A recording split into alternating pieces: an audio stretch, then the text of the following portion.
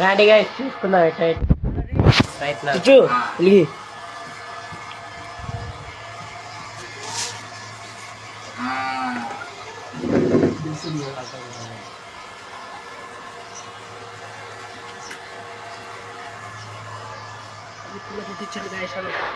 Hello guys, ఇప్పుడే మేము మంట పెడుతున్నాం గాయస్.